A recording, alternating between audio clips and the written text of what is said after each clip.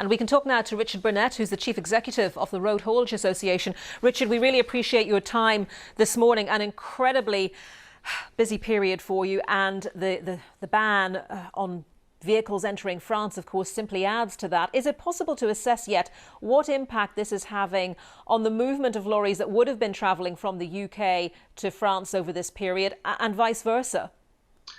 It's an evolving situation, so at this point in time we haven't got absolute clarity. We know that the Port of Dover was cleared last night and Eurotunnel was also clear, so what we're seeing is a build-up this morning of vehicles that have been, in the UK probably prior to the weekend, over the weekend, that have tipped and are actually beginning to make their way back to Europe. So this will be a building and evolving picture over the next 24, 48 hours. I think in terms of flow from Europe into the UK as well, we're needing to assess and understand what that looks like. But, the retailers are being very, very reassuring in saying, look, we were transition building anyway. We had significant levels of ambient stock. There might be some challenges with chilled and frozen. Sorry, not chilled and frozen, chilled and fresh. But at this stage, there is no need to panic buy. I mean, that's a really important message to get across, because actually panic buying, as we saw earlier in this pandemic, only exacerbates the problem, doesn't it? It doesn't help the problem. If people shopped in a normal way at normal levels, it would be a much easier situation for retailers and hauliers to handle, wouldn't it? Exactly, and it's a very important message that we try and get across today, which is, look, there is no need for that panic buying. The retailers are, they're in strong control of what they're doing. Like I said, we've done transitional building of stock to make sure there was stock ready for, the transition in January. So that's put us in a pretty good position at this point in time.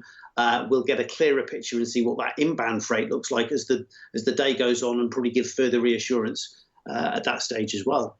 And you'll be looking very closely to that meeting of EU officials later today to find out whether these bans are more than temporary, more than 48 hours. So in terms of your planning, as you look ahead, how quickly do you think there could be pressure on supply chains? Because you have been speaking about this, haven't you? And what would the key pinch points be? I think it's critical to understand whether or not this is going to go on beyond 48 hours. At this stage, I had a conversation with Grant Shapps last night and this morning. He's very confident of their ability to try and find a way through this. Whether that's some sort of testing of drivers before they depart and go back to Europe. I think if it goes beyond 48 hours, we're going to start to see some significant challenges, because those inbound vehicles that are coming from Europe, many hauliers from Europe probably won't want to come into the UK if they're going to have stranded drivers here ahead of Christmas, and that's also going to have an impact in terms of the supply of product at that point in time. So I think it's an evolving, moving situation. We've got to stay really close to it and address whatever issue is thrown at us over the next 48 hours. And for the drivers who are caught up on this side, obviously Operation Stack, as we've mentioned, has swung into action with Kent Police operating that. But what are the facilities there to help drivers who may be potentially caught up for quite a while sitting in their cabs? Well, look, at this stage, we know that government was beginning to roll out and test its contingency for January. They're going to have to bring that forward. We are concerned about facilities, but again, we're getting reassurance back from government that they will be putting, facilities in for drivers. Food, if they use Manston, for instance, as a large-scale parking area, then it's probably going to be easier for them to be able to put some of these contingencies in place, and also medical support as well.